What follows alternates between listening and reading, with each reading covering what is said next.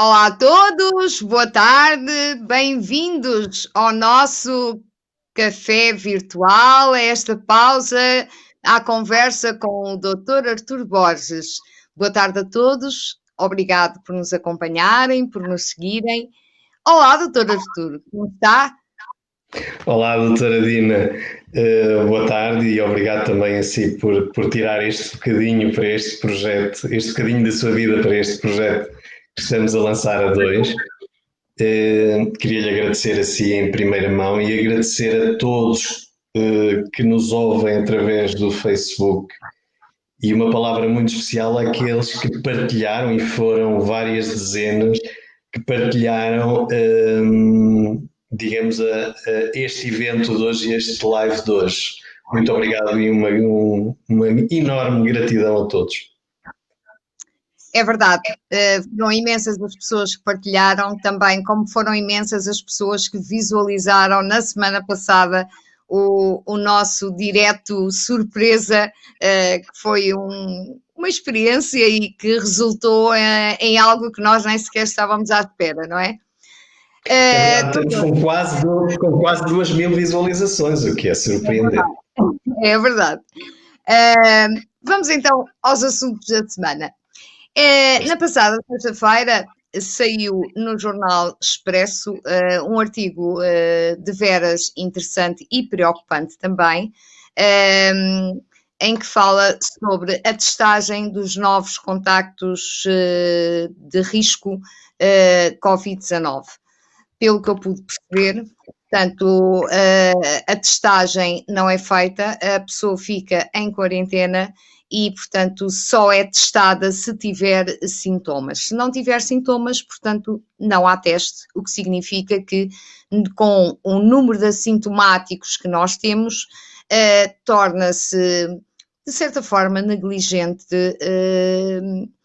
deixarmos alguém, portanto, ao lado de pessoas, inclusivamente de risco, ou que possam ser de risco, e essas pessoas poderem ser contaminadas e começar aí novas cadeias de contaminação. Eu penso que o doutor também leu e está a par deste assunto, que portanto foi também discutido por várias pessoas da saúde, nomeadamente médicos, a Ordem dos Médicos, a Ordem dos Enfermeiros e outras pessoas ligadas à saúde. Eu queria que o Dr. Artur falasse um bocadinho sobre isto, porque eu acho que isto é um assunto muito importante, toca a todos, e o que é que está para vir?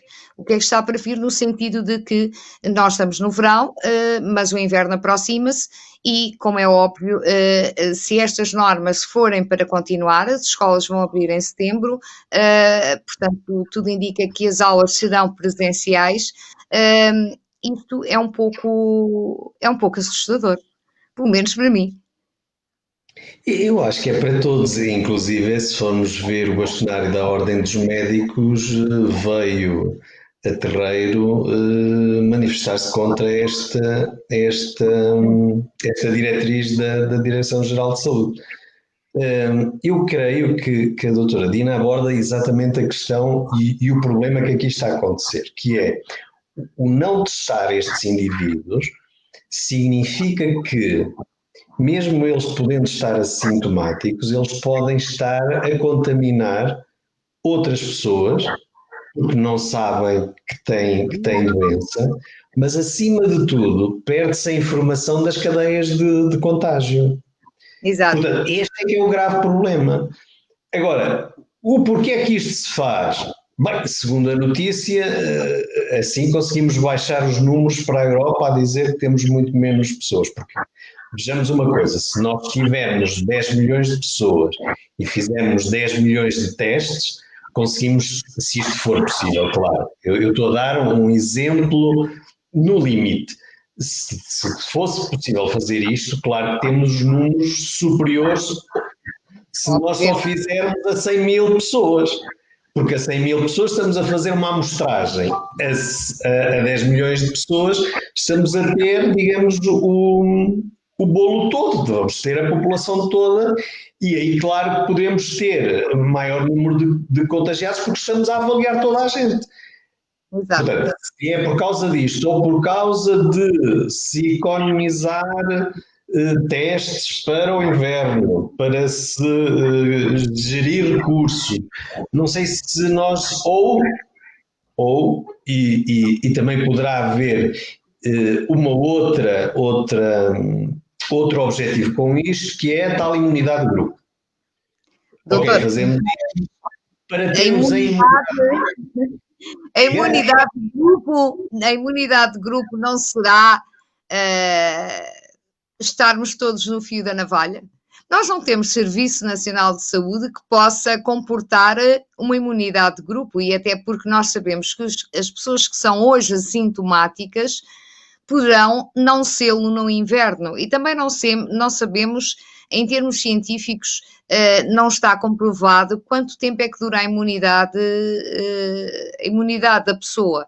A imunidade de grupo, a mesma coisa, não é? Portanto, isto é pôr, digamos que 10 milhões de pessoas, já não tanto por algumas foram infectadas, ou bastantes foram infectadas, mas é pôr-nos todos no fio da navalha.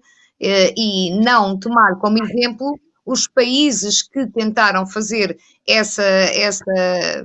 dessa forma e testaram a imunidade de grupo e não deu certo. E nós sabemos disso, que temos países no norte da Europa que o tentaram fazer. Sim, mas repare que é que depois o Lancet, que é uma revista médica das mais conceituadas a nível mundial e das mais antigas, na semana passada, creio que foi na semana passada, publicou um estudo feito na Espanha, onde a pandemia dizimou milhares de mortes. Eu não sei se têm noção, a imunidade de grupo, que estava-se a pensar que iria atingir 60% da população, curiosamente, só 5%, doutora Dina e os nossos ouvintes, só 5% da população espanhola está imune. Portanto, ponto 1, a tal imunidade de grupo, num país que teve um nível pandémico brutal, só tem 5% de imunidade de grupo. Para os tais 60% que no início se falava, ainda vamos aqui com uma grande diferença, ainda vai ter que morrer muita gente. E depois ainda temos a questão que a doutora Dina acabou de referir, que é, ok, eu apanhei, que era aquilo que nós falámos na nossa história. O problema é que este coronavírus tem, digamos, um modus operandi diferente dos outros coronavírus. Portanto, o que é que acontece é que muitas pessoas que já estiveram em contacto com o Covid, já tiveram, portanto, Covid, não desenvolveram imunidade e foram reinfectados de novo. Exatamente. E o que se fez, e também isto por um lado, portanto, o que significa que o indivíduo não ficou imune. Na Alemanha, está-se a fazer um estudo nas pessoas que foram infectadas e chega-se à conclusão que 3 meses depois, esses indivíduos têm níveis muito baixos de anticorpos. Mesmo muito baixos. Daí a razão deles voltarem a reinfectar. Portanto, a grande mensagem que nós e o doutora Dina queremos aqui deixar hoje é que, apesar dos doentes estarem infectados, aqueles que já foram infectados e que são curados, devem manter os mesmos cuidados que todos temos, que ainda não fomos infectados. O uso de máscara, o lavar as mãos, o afastamento social. Portanto, é porque ninguém pode garantir, porque até agora nenhum estudo científico comprova que o indivíduo que está infectado fica imune. Não é verdade, porque existem casos, já em Portugal, eu já estive a ler notícias, já há em Portugal casos reinfetados, isto é, foram tratados, foram curados e voltaram a ser infectados. Portanto, onde é que está aqui a imunidade? Não está. Portanto, ter algum cuidado. Isso também nos leva a uma questão que é a questão dos 14 dias portanto, de quarentena dos assintomáticos, não é? Que norma criada pela DGS, que pode não funcionar. Ou seja, nós sabemos que grande parte das pessoas, e alguns até de conhecimento público, que eram figuras públicas, ao fim de 14 dias, portanto, eram assintomáticos, mas continuavam a testar positivo. O que significa que 14 dias não chegam para as pessoas ficarem em casa e deixarem de ter, portanto, deixarem de ter infecção, não? E, portanto, partirem para a sua vida normal e continuarem a contaminar. Sim, até porque depois os níveis da estimulação imunitária, ela depende muito da gravidade da situação, porque se tiver uma doença ligeira, as suas células T não sobem, porque não há necessidade de ter ali uma quantidade brutal de células T acerca da imunidade para controlar, porque estamos numa ligeira infecção. Portanto, quanto maior for a infecção, maior é o crescimento da imunidade. Mas eu queria aqui também ressalvar uma coisa, e até devido a um comentário que nós tivemos na nossa estreia. É importante que tenhamos noção que não é, isto é a minha opinião, porque agora parece-me que o que está na moda neste momento, neste preciso momento que estamos a viver é no panic.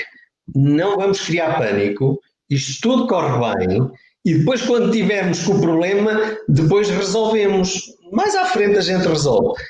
Eu acho que não devemos ter medo a ninguém, mas devemos ter consciência daquilo que está a acontecer. E, acima de tudo, eu não quero meter medo a ninguém porque não é esse o meu objetivo, nem é esse o nosso objetivo. Mas, acima de tudo, consciencializar quem nos ouve. E quanto melhor e mais informação cada um de nós temos, menor é a probabilidade de sermos infectados.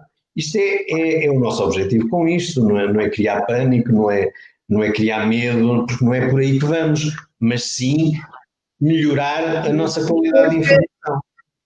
Até porque nós, ambos, continuamos a tentar fazer uma vida o mais normal possível, cumprindo todos os requisitos de distanciamento social, de segurança, de higiene, utilizando a máscara, portanto, todas as normas de segurança. E às vezes, com isso tudo que a doutora Dina acabou de dizer, já me aconteceu a mim, de repente estou a pecar. Porque nós vimos, ainda estamos com o chip, ainda não fizemos, digamos, a atualização do software completo. Isto ainda está em 50% da atualização do software. Portanto, ainda há certas situações que eu me vejo, estou a pecar, acorda lá. E, portanto, como eu, muita gente há de ser igual. Quer dizer, e eu, no meu dia-a-dia trabalho, quer dizer. Sabe que eu acho que o ser humano é muito resistente à mudança. Oh, sim. Muito mesmo. Muito mesmo. E os latinos, muito mais. São muito teimosos, gostam de levar sempre a sua avante e depois têm um defeito, às vezes quando vier logo se vê, quando acontecer logo se vê, portanto isso acaba por muitas vezes fazer com que as pessoas tenham descuidos e tenham de alguma forma uma ligeireza em tratar o assunto. Resumindo, estamos a viver uma falsa realidade. Com essa. Eu quando digo falsa realidade, é uma falsa realidade no que diz respeito, neste momento, à testagem. À testagem. Porque, sim, claro. Eu acho que para parte do universo.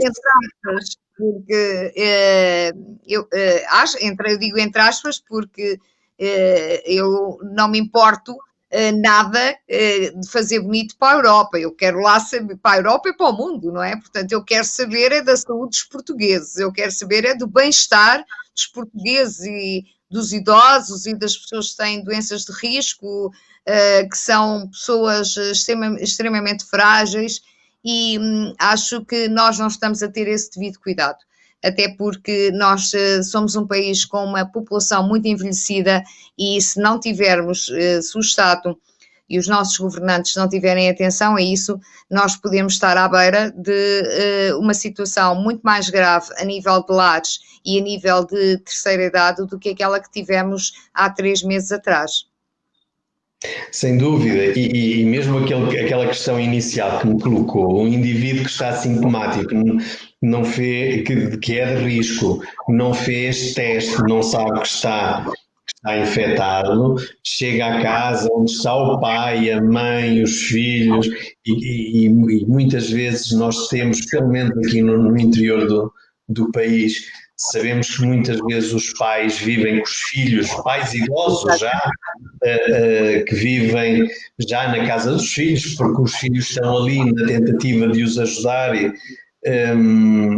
isso acho que pode haver aqui um problema se não resolvemos isto, e não é por acaso que a ordem dos médicos atira-se ao ar e a ordem dos enfermeiros exatamente atira-se ao ar, porque isto pode trazer dissabores. Esta diretiva pode trazer dissabores, mas a ver, vamos. É o que eu digo, eu estas coisas tenho sempre alguma dificuldade em falar e em ser politicamente correto, por daí vocês estar-me a ver com estes floridos todos, porque de facto é preocupante, é preocupante. E uma vez que nós, continuo a dizer, aliás eu sempre disse isto desde o início, há muito tempo, porque as notícias têm sido sempre idênticas. E lá atrás, em janeiro, fevereiro, março, em um ano já se falava em casos de reinfecção. Em março já se falava nisto. Então, e agora em que o vírus já teve não sei quantas milhares de mutações, quer dizer, ainda continuamos nessa da imunidade de grupo? Não, vamos é continuar. Eu não estou a falar em confinamentos, estou a falar em continuar com grandes medidas de segurança, em tornar, fazer parte da nossa cultura o uso da máscara, o lavar frequentemente as mãos, o distanciamento social. Claro que, como diz, num povo como o nosso, latino, em que é beijinho e abraço, e isso, entretanto, sai da nossa cultura e nós somos emocionalmente quentes, daí a teimosia, né, que tem a ver com isso. Portanto, somos muito fígado, segundo a medicina e por isso é que temos muita patologia de fígado no nosso povo. Quando eu digo patologia de fígado, digo fígado, hipertensão, o Parkinson, a vertigem, tudo isto à luz da medicina chinesa são as próprias, algumas depressões, tudo isto é fígado, quer dizer, portanto há isso muita... dá-me uma deixa, doutor. Isso dá-me uma deixa aqui para isso dá-me uma deixa aqui para uma pergunta. Diga. O doutor ontem escreveu uma frase sobre emoções, portanto, quando estava a anunciar o seu direto de hoje, e eu iria não perguntar-lhe, iria dizer-lhe se podia falar um pouco de que forma é que as emoções afetam a nossa saúde. Isso está provado cientificamente, mas antes de estar provado cientificamente, já a medicina tradicional chinesa, portanto, sabia que as emoções afetavam, portanto, a nossa saúde. E cada órgão afeta, ou seja, cada emoção afeta um determinado órgão. e criam determinadas patologias. Posso falar um bocadinho sobre isso? Acho que isso era muito interessante para os nossos ouvintes. Deixa-me aqui só tirar o som ao meu telemóvel.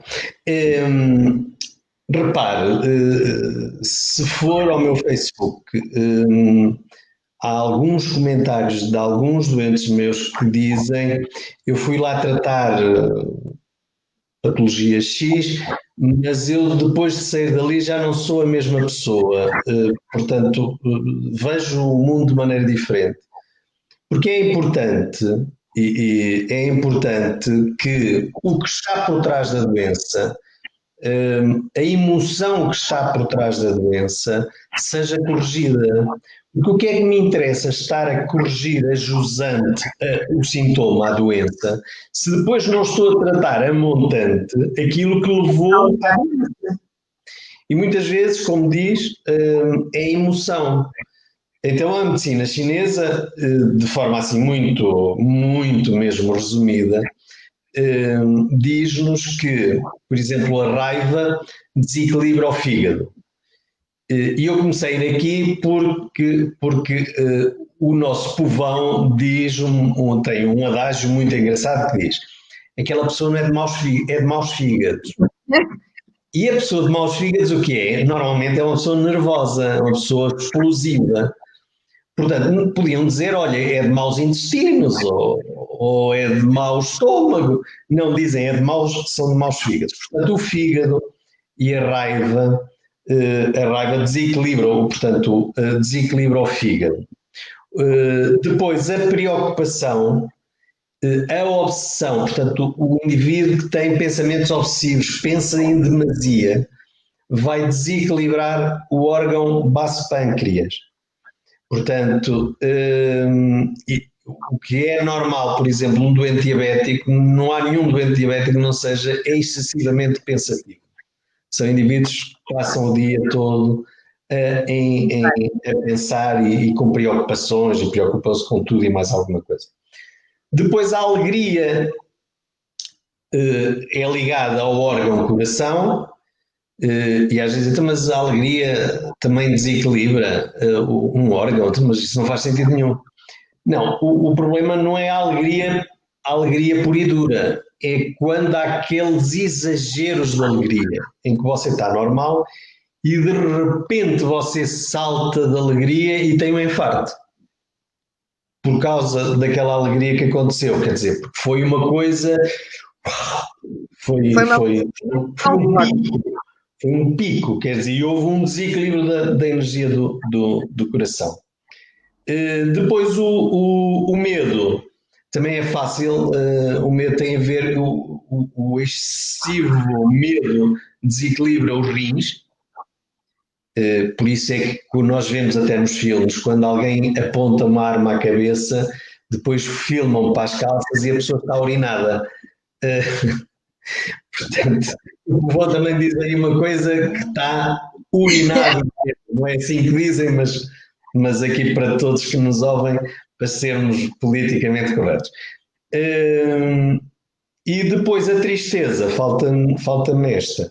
A tristeza faz um desequilíbrio do pulmão. Portanto, estas são as emoções que desequilibram estes órgãos todos. Respondendo à sua questão, o problema é que as emoções vão fazer bloqueios de energia. A energia no nosso corpo tem que circular fluentemente e de forma harmoniosa para que o nosso corpo esteja em plena harmonia.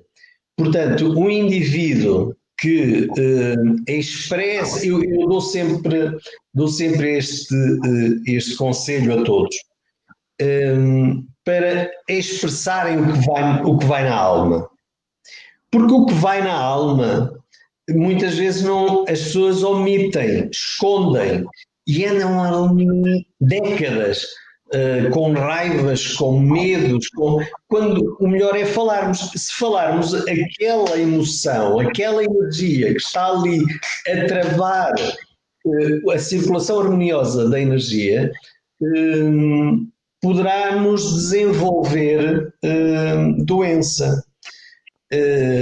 E e algumas doenças bem chatas. Eu, por exemplo, daquilo que tenho visto ao longo de quase 2 décadas de prática clínica, vejo que, por exemplo, a raiva, o ódio, que estas energias negativas trazem, por norma, doenças terríveis. E quando eu digo doenças terríveis, falo em cancro, falo em esclerose múltipla, falo em esclerose lateral amiotrófica, falo em doenças desta dimensão. E depois, quando nós fazemos a pergunta ao doente, ele diz: de facto, eu andei com isso aqui, mas você vai ter que tirar isso daí, porque senão a doença vai e acaba por levar. E se você retirar essa raiva, dizer, pronto, a fazer a aceitação do problema, você vai ver que o meu trabalho vai ser eficaz, você vai notar o meu trabalho em crescendo no seu organismo. E isso eu tenho vários casos que poderia falar disto que acabei de dizer e a pessoa dizer, de facto, aquela pessoa eu já não sou, não quero mexer mais naquilo. Doutor, eu lembrei-me agora de que quando eu fiz o curso de formação em humanoterapia, eu lembro-me na altura de uma das formadoras falar que o cancro da mama, geralmente, alguns tipos de cancro da mama, estão associados ao sentimento de perda. Sim, poderá ser, e também poderá ser outra coisa, que é a pessoa ter dificuldade em expressar amor. Amor. Repara uma coisa, mas isso não tem nada a ver com medicina chinesa, isso já são leituras paralelas que eu faço. Portanto, onde é que a mulher expressa um grande amor? Pela amamentação do seu filho. Uhum. Esse diria eu que seria aí a expressão major da mulher como mulher. E quando há essa dificuldade em expressar amor, são pessoas mais frias ou com dificuldade em expressar sentimento. Lá está, como o sentimento fica ali estagnado, vai criar uma estagnação da energia e vai provocar um tumor. Portanto, porque um tumor, à luz da medicina chinesa, é a acumulação de umidade por estagnação de energia. E, portanto, a estagnação de energia é exatamente porque essa emoção não está a ser expressa. Eu acho que se nós tivermos a preocupação de ser pessoas agradáveis, isto pode parecer romântico, mas é verdade. Se tentarmos ser agradáveis, mas agradáveis de coração mesmo, não é eu ser simpático consigo e depois disto acabar digo, a doutora Dina é esta, é aquela, isso não é nada, isso não é nada, quer dizer, é absolutamente nada. Não, mas eu se for bondoso, porque é mesmo, é isso que eu sinto no meu coração, se eu se eu for dar amor ao meu próximo, dificilmente isso vai me trazer o quê? Se eu for dar amor, recebo felicidade, sinto-me feliz. Se eu for feliz, dificilmente adoeço, porque vou segregar hormonas que não têm nada a ver com doença, muito pelo contrário. Portanto, o conselho que dou a todos sempre, e nós já tivemos isso enquanto médico doente, aquilo que eu digo é, e mesmo à minha filha, eu tenho uma filha com 10 anos, e eu digo sempre desde pequenina, mas pequenina mesmo, 3, 4 anos, é uma coisa que ela está-me a ouvir, sabe que é verdade, eu massacro para dizer, tu dizes sempre tudo aquilo que pensas. Agora, tens que fazer uma análise primeiro, que é como é que vais dizer e se o momento é o adequado para o dizer. No entanto, deves dizê-lo. Deves dizê-lo, não ser naquele momento, mas pegue na pessoa, fale com ela em particular, mas tenho que dizer. E se a pessoa disser isso com educação e com elevação, ninguém te pode levar a mal. Se levar a mal, paciência.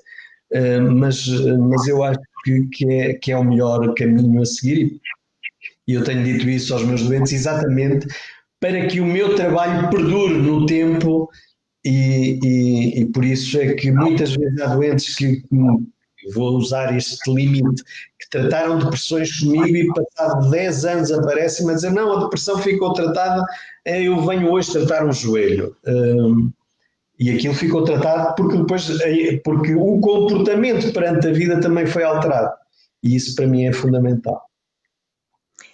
Sim, doutor, acho que é essencial e fundamental nós vivermos com a nossa essência daqui, com o que vem cá de dentro, o coração. E as emoções estão a ser vividas no momento, independentemente de serem boas ou más emoções, devem sair cá para fora, porque é aquilo que o doutor dizia, portanto, se ficarem retidas, portanto, acabam por criar. Exatamente, vão criar situações desagradáveis de desequilíbrio de energia. Deixe-me só dizer duas coisas, doutora Dina, desculpe interromper. Eu vou usar um exemplo que dou muitas vezes no meu dia-a-dia clínico. Se eu tiver que dar um murro na mesa porque estou chateado, porque aquela situação apetece-me mandar um murro, e eu não dou um murro, fico-me ali a rir, mas aquela energia do murro que eu vou tirar cá para fora, ela vai partir lá dentro. O murro que eu não dou, e o murro, eu estou a dar um murro como exemplo máximo, o murro pode-se dizer à pessoa que não estou a gostar daquilo que estou a ouvir, que está a ser incorreta por isto, esse é o murro. Mas se eu não disser isto, essa energia vai ficar retida e vai estragar, e normalmente estraga o quê? Estraga o órgão mais sensível que nós temos. Porque nós não vimos construídos com os órgãos todos impecáveis. Algum temos ali que poderá não estar tão equilibrado, é esse que vai levar com a pancada. Isto por um lado. Por outro lado, queria lhe dizer outra coisa. É que aquilo que eu disse, creio que é importante voltar a dizer, que é, muitas vezes, o ser humano tem um grande problema, e eu também tenho, como ser humano, com todos os defeitos que tenho. Claro, tento corrigir e tento ler e tento ir cada vez mais longe comigo mesmo, mas nós temos um grande problema, que é, queremos tudo à nossa maneira. Repare, se está calor, porque está calor, se estiver frio, porque está frio, se estiver a chover, ao segundo dia já estão a dizer, epá, já é chuva demais, era porreira que fosse calor, se vier calor, agora não chove. Portanto, ninguém está satisfeito com nada. E depois é assim, e aquilo que se vê é que as pessoas, quando é o positivo, desancoram facilmente do positivo. Quando é do negativo, ficam ancorados ali. Ancoradas, exatamente. Eu vou dar um exemplo. Um exemplo que até tem a ver com a minha própria experiência de vida, que é, uma pessoa divorcia-se. A primeira coisa que nós pensamos é, eu sou um desgraçado, quer dizer, e agora? Como é? Ninguém gosta de mim, não sou capaz de fazer uma relação, e vamos por este pensamento. E há pessoas que não saem daqui, por mais que a gente diga, ouça, tenha calma, quer dizer, então, mas por morrer uma andorinha não acaba a primavera. Mas há pessoas que nós começamos a falar e elas são moldáveis e são capazes de dizer, ok, de facto este pensamento não faz sentido nenhum, eu tenho que dar a volta a isto e vamos embora. E entretanto você está a fazer um tratamento energético, mas a postura perante a vida também é totalmente diferente, e a pessoa que estava a ter um pensamento inquinado, de repente começa a ter um pensamento mais saudável, começa a ver a vida de forma saudável. Claro que o tratamento a partir dali dispara. Porquê? Porque a pessoa deixa de estar a ser aquela carga negativa que lhe está a provocar uma doença. Mas o que eu quero dizer é que E muitas vezes, quando temos algo negativo na nossa vida, dificilmente eu vejo as pessoas a dizer, ok, então, mas isto é negativo porquê? Porque é que isto me aconteceu? O que é que eu posso aprender com isto? Ok, no fim de aprender, tenho eu capacidade de dizer assim, epá, alguma coisa melhor está aí para vir, deixa-me esperar. Posso ir semeando a quem, além, alguma coisa, para ver se alguma coisa germina. Mas com calma, tranquilo, com fé, com esperança, que as coisas. Nem tudo tem que ser negativo na nossa vida, porque amanhã está a chover, por exemplo. Não quer dizer que vai estar a chover o ano todo, quer dizer, está a chover amanhã, outro dia está sol outra vez. Portanto, há dias de nublados e há dias com sol.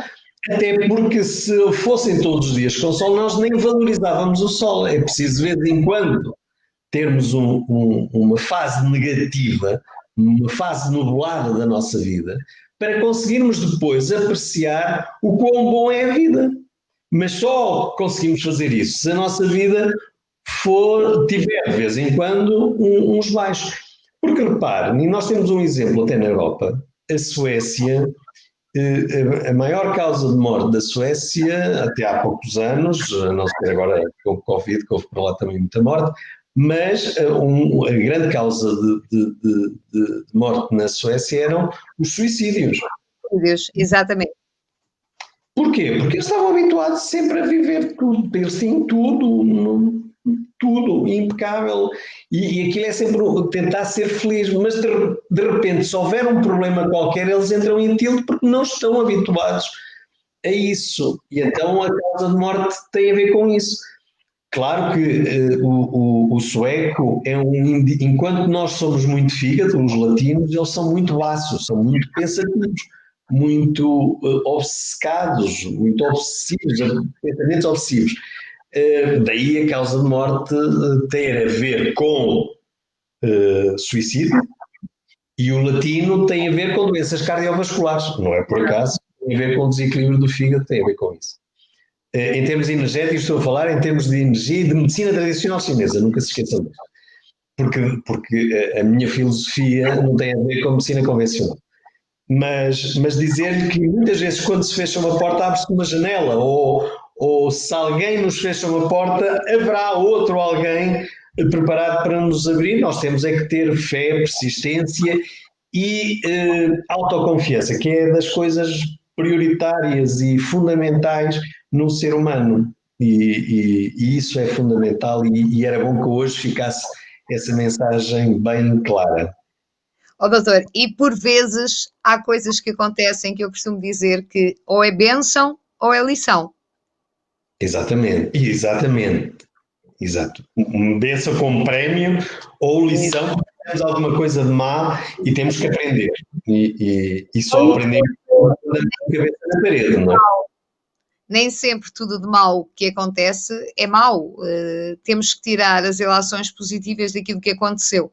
E eu recordo-me que há uns 2 anos um dos meus filhos teve um acidente e penso que foi bom ele ter tido aquele acidente, porque se calhar ele aprendeu que tinha que agir de outra forma, tinha que fazer de outra forma.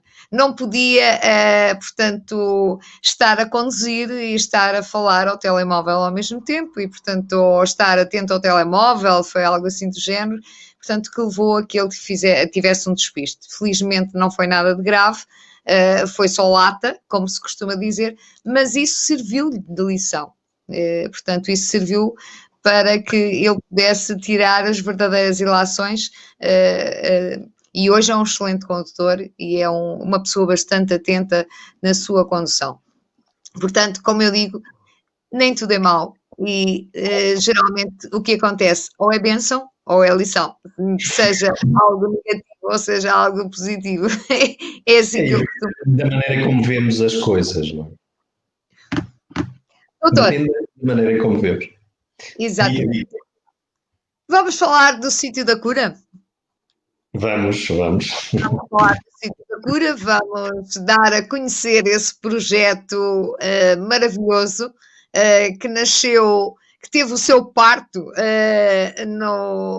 em pleno confinamento e que, portanto, é neste momento um, um projeto já com bastante sucesso, um projeto de telemedicina. Eu passava a palavra ao doutor que dissesse e explicasse aos nossos ouvintes como nasceu, como tem crescido e como é que podem aceder também a este projeto do doutor, que é muito interessante. Pronto, o Sítio da Cura é um projeto que era para ser lançado há 2 ou 3 anos atrás, mas a minha vida, em termos profissionais, é bastante pesada e muito preenchida.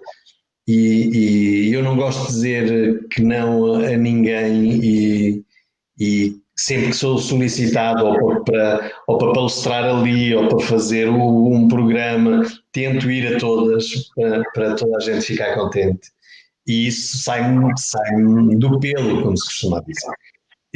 E o Sítio da Cura foi andando para a frente e agora, quando foi o confinamento, vi-me sem fazer nada. E deu para lançar o Sítio da Cura. O Sítio da Cura é a menina dos meus olhos agora, neste momento, porque acho que é um projeto inovador que nasceu durante o confinamento, fui empurrado para isso. No entanto, eu já fazia pontualmente telemedicina a familiares doentes meus que estão em Lisboa, que estão no Algarve, que estão no estrangeiro e que queriam que eu visse o doente e eu acabava por ver o doente por telemedicina, por videoconsulta, se quisermos ir por aí. Mas nunca houve, olha, mas agora temos aqui um momento para fazer isto, temos um projeto com nome, pronto, e então eu fiz o Sítio da Cura, quer dizer, uma vez acordei e nos meus momentos de meditação surgiu-me o nome Sítio da Cura e disse, pronto, é este Sítio da Cura, é aqui que vamos ancorar o nome do projeto. Uma marca já registada, portanto, o Sítio da Cura veio para ficar. E presentemente, felizmente e graças a Deus, como nos costumamos dizer, é um projeto que eu acredito muito no futuro, mas que presentemente já posso considerar sucesso, até pelo número de doentes que eu tenho em ficheiro no Sítio da Cura, portanto, a fazerem telemedicina, e posso lhe dizer que tenho doentes com neoplasia, portanto, com cancro, tenho doentes com esclerose múltipla, tenho, quer dizer, eu estou a ir buscar os casos, porque depois tenho casos de infertilidade, depressão e por aí fora. Não, mas eu estou a ir buscar os casos mais graves para notar que é possível fazer um bom trabalho por teleconsulta em casos graves também. E tenho doentes de Torres Novas, de Lisboa, em França, na Suíça, em Rio Tinto, em Gouveia tenho lá alguns que me fazem telemedicina, que não podem sair de casa, não têm meios e então o vizinho empresta o computador e resolvemos o problema. Portanto, tem sido muito agradável, tem sido uma experiência interessante.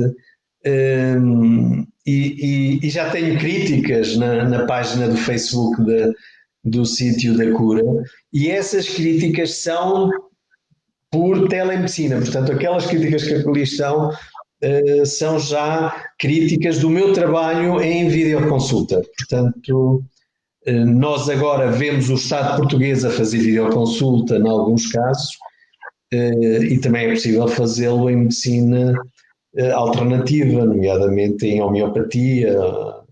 E eu fundamentalmente centro em homeopatia, mas claro que não posso desprender da medicina tradicional chinesa, nomeadamente na fitoterapia. mas ele é 99,9 homeopatia. Mais coisas, doutor. Mais! Diga-nos mais do sítio da cura. Olha, uma das coisas interessantes que eu lhe posso dizer é que uma das primeiras doentes que me surgiu no sítio da cura foi uma bebé. Uma bebé, filha de uma doente minha, de Mangualde, que se calhar está-nos a ouvir, e a nossa Maria, porque eu vi a bebé vir com a mãe e com a avó ao tratamento em Mangualde, e a mãe dizia-me, andou meses a dizer, doutor, a minha filha está sempre a tomar antibiótico, anda sempre com infecções, eu estou farta de ir ao pediatra, e ele receita-me antibiótico, receita-me anti-inflamatório, receita-me cortisona, e eu ficava calado, porque digo assim, mas o que é que eu vou dizer? Ela só me diz isto a título informativo, e eu calmo. Pois, mas há um dia em que nós não estamos 100% bem dispostos. Também acontece comigo. E há um dia que foi o último tratamento antes de eu ser intervencionado, quando fui intervencionado. E ela diz-me, provavelmente porque eu estava ali em stress, porque ia ser intervencionado na semana seguinte, e era uma intervenção de treta, mas é sempre uma intervenção. Provavelmente estaria sensível por aí. Ela volta-me outra vez a falar sobre a Maria, e disse: mas você está-me sempre a dizer isso, que toma todos os meses antibiótico várias vezes por mês, mas você só diz isso. Se você quer ajuda, diga-me assim: olha, doutor, marque-me uma consulta para a minha filha, porque quero que você veja, mas você não diz nada, só diz isto, quer que eu lhe diga o quê? Olha, marque consulta comigo. Você sabe que eu não consigo dizer isso, portanto tem que haver o livre-arbítrio. Você, quando quiser, sabe onde eu estou, sabe o que é que eu faço, conhece o meu trabalho. Você, porque depois daquela família eu já tratei, eu diria 80% daquela família. Já tratei, inclusive é uma avó que lhe deram 5 dias de vida, eu consegui pô-la, ainda andou cá há quase 2 anos, porque era velhinha, mas o hospital me deu-lhe 5 dias de vida e eu disse, olha, traga cá que eu consigo ver, eu acho que a consigo salvar. E salvei, quer dizer, ela andou para aí 2 anos. E ela no confinamento disse, doutora, olha, mas a minha filha continua assim, então e agora o que quer que eu faça? E para você não pode fazer, eu estive a ler a sua página do sítio da cura, não pode fazer uma consulta? Posso. Então fomos fazer consulta à Maria. E é interessante, ainda bem que você explica só para eu ir falando mais, porque é bom que os nossos ouvintes saibam que estamos a falar sem rede. Portanto, não temos aqui um guião. É Não. sem rede. Daí temos que fazer isto. E, entretanto, eu faço consulta, ela vai fazer medicação homeopática, e é importante que as pessoas saibam que o que eu fui tratar não foi a otite, não foi uma otite, porque uma otite, à luz da medicina convencional, é antibiótico anti-inflamatório, vamos embora. Não, eu fui tratar a otite da Maria, com um quadro clínico que pode e de certeza será diferente da otite da Isabel. Exato. Ou da Dina, ou por aí afora. Porque nós podemos estar perante o mesmo problema, mas com sintomas diferentes. Eu posso ter febre e farto-me transpirar. Eu posso ter febre e tenho o corpo completamente seco. Eu posso ter febre e estou cheio de medo de morrer e estou agitado, e posso ter febre e estou completamente down, quer dizer, apático, não tenho força nem para abrir os olhos. Portanto, e no entanto a febre é febre. Só que em medicina convencional você dá paracetamol. Em medicina homeopática você tem um medicamento para o indivíduo que tem febre com suores e medo da morte. Tem outro medicamento para o indivíduo que tem febre e está apático. Tem outro medicamento que tem para a febre com o corpo seco. Portanto, temos um E depois temos, daí a dificuldade em praticar medicinas alternativas, é que temos um medicamento para cada situação e temos que saber isto, porque não é chapa 5. Você se faz chapa 5 em medicina alternativa, algum há de dar certo, mas a taxa de sucesso não é tão grande se você der um piercing. Conclusão, agora falando da Maria, ela começou a fazer medicação, 15 dias depois, porque depois ela tinha tosse, expectoração, um monte de expectoração, por isso é que fazia otites com muita frequência. Ela começou, quando começou a tomar a homeopatia, começou a descarregar aquela expectoração toda. 15 dias depois estava assintomática, tranquila, e começou a ser, quando ia à casa de banho, começaram a sair lombrigas. Uau! Portanto, aquela criança estava com lombrigas também, quer dizer, mas a medicina homeopática, como quando nós fazemos um diagnóstico, fazemos o diagnóstico no todo, eu pelo menos, tanto em medicina homeopática como em medicina chinesa, tenho essa preocupação em ver o doente como um todo, daí as minhas consultas serem longas, exatamente porque quero ver o doente no todo. Muitas vezes dizem, olha, eu fui lá por causa de um dedo, curiosamente tinha este problema, também ficou bom, porque eu estive a ver o doente no todo.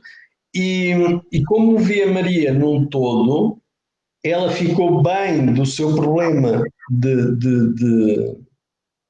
da otite, mas curiosamente as lombrigas que tinha dentro dela também vieram cá para fora.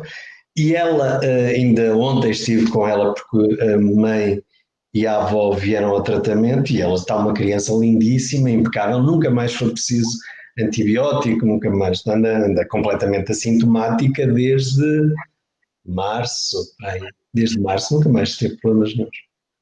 Que Portanto, bom, doutor. Tema destes, de repente você dá um medicamento certo em termos de homeopatia, resolve o problema destes, mas faz-lhe expulsar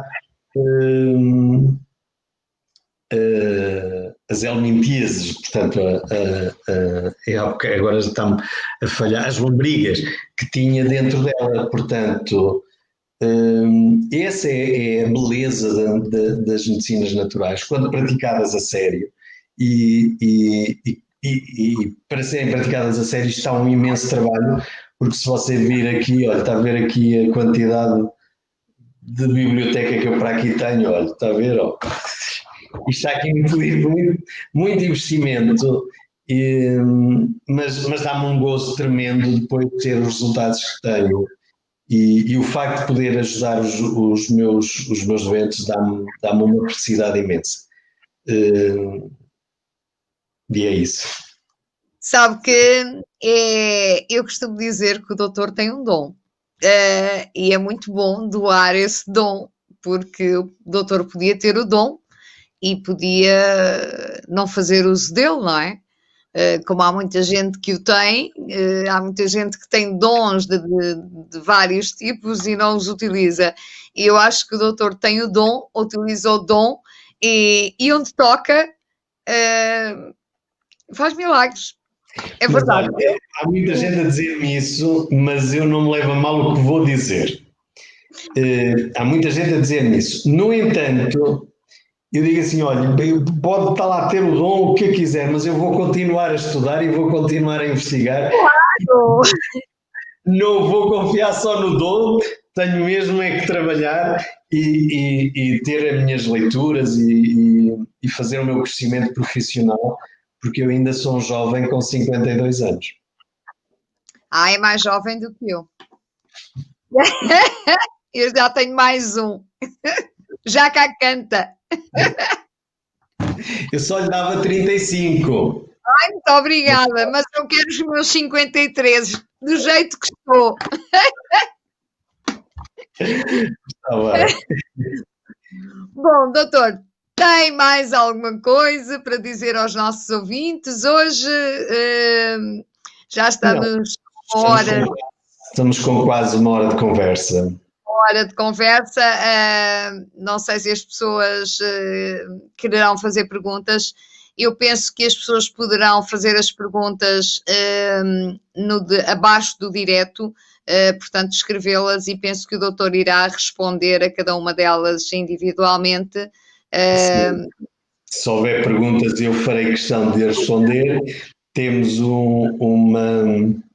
uma senhora, Lourdes Galvão, que é uma senhora que é minha amiga de Facebook, mas que conhecemos apenas por Facebook, e que é uma seguidora do meu trabalho e está sempre a acarinhar-me com palavras de incentivo, e hoje está-me a dizer que está a gostar de ouvir. Beijinhos, sou sua amiga no Facebook.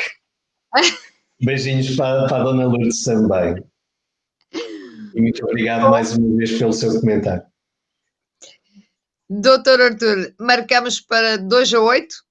Marcamos para 2 a 8. Mais uma pausa para o café. Mais uma pausa para o café. Dizer-lhe assim muito obrigado por este bocadinho. E a todos que nos ouvem, um grande obrigado. Um bom jantar para si e para a família, um bom jantar para todos que nos ouvem. E bem-ajam por toda a partilha, por quererem fazer deste projeto um projeto grande. Obrigado a todos. Bom, e vamos terminar. Deixo-vos o desejo de uma boa semana. Até quarta-feira às 18, em nova pausa para um café virtual à conversa com o Dr. Artur Borges. E desejo-vos um bom jantar e uma noite serena.